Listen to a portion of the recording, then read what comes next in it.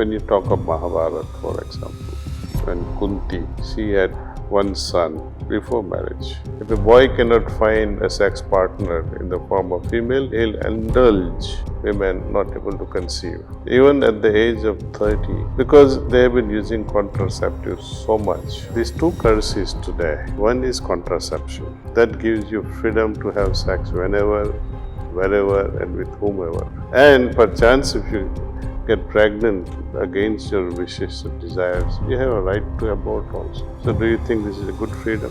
Nowadays, the meaning of love has changed, as we were talking about, in different cultures and different communities. And because of social media, right, there's all these dating apps nowadays, right? You can go and look at photos and maybe like one or two words of a bio and go on dates. Also, at least in America, live-in relationships are very popular. Sex before marriage is a very big deal. And now, actually, I've seen, at least personally speaking from my experience, India, a lot of people in India that I know are going to that road as well. There's a lot of people dating, a lot of people, doing sex before marriage, live-in relationships. What are your thoughts on that? Like, do you think that's fine? Do you think something should be changed? What are your beliefs on that? The world is changing so rapidly, you see. I cannot make any remarks or comments on this.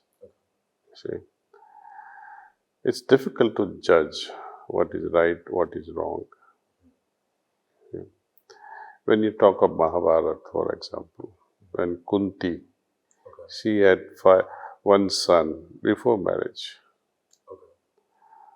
Right? That was done in a very special way through divine powers. Yeah. Then the whole idea of morality comes into the picture. Yeah.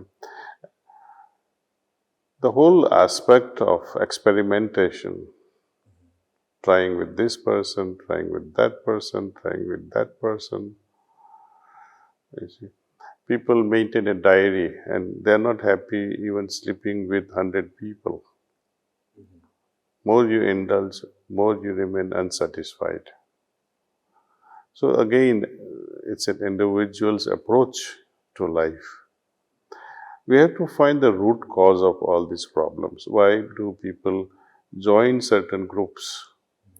Skinheads, drugs, sexuality approaches in multiple ways.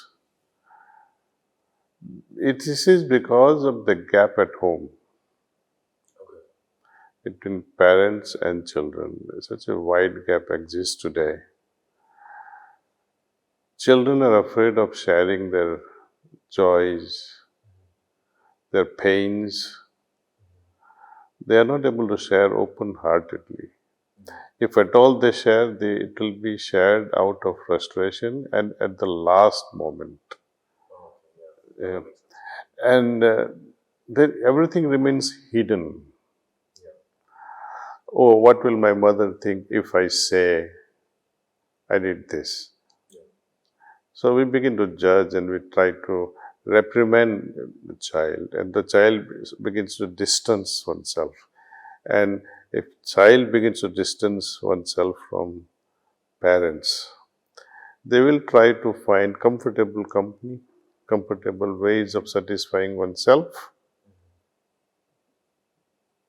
If a boy cannot find a sex partner in the form of female, he'll indulge with other means.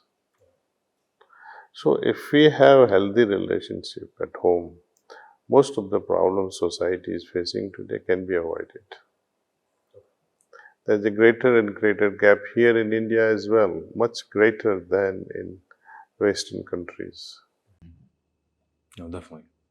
I had one more question, one last question, and if you don't feel comfortable answering this, no worries at all. I know it's a pretty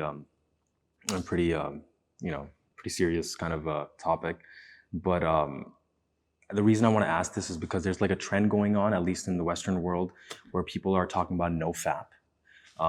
No-fap. That's kind of like a slang term for not masturbating like preventing from masturbation. Some people say that there's lots of benefits from it, like relaxation, focus, and people are going months and months and even sometimes years and not doing that. Do you think there's some connection to masturbation and spirituality? Like if you stop masturbating, that you'll be able to grow a little bit more spiritually? Do you believe that that's okay? What are your thoughts on that?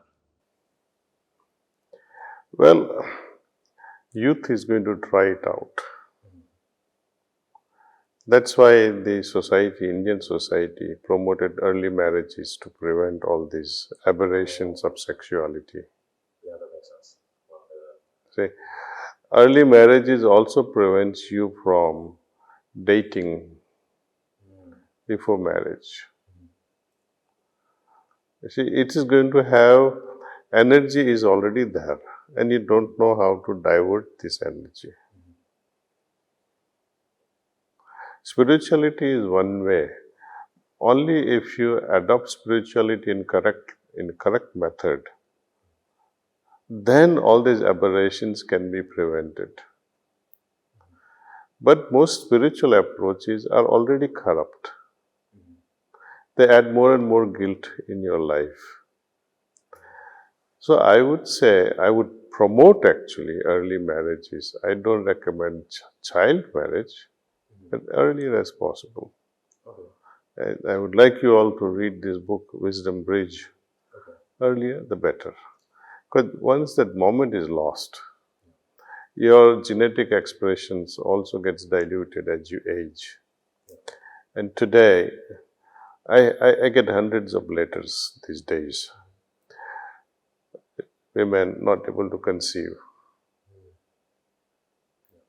Even at the age of 30, because they have been using contraceptives so much, the system remains suppressed. Then they want to have child, thinking at 35 with IVF they will be able to do it. Even that, you don't know the health and mental and emotional health of a child that is to come in this world. When you say the productive age of a woman, for example, what is the best time? They begin to produce, their reproductive system is really begins to mature by the age of 14, 15, like that. Mature, properly matured.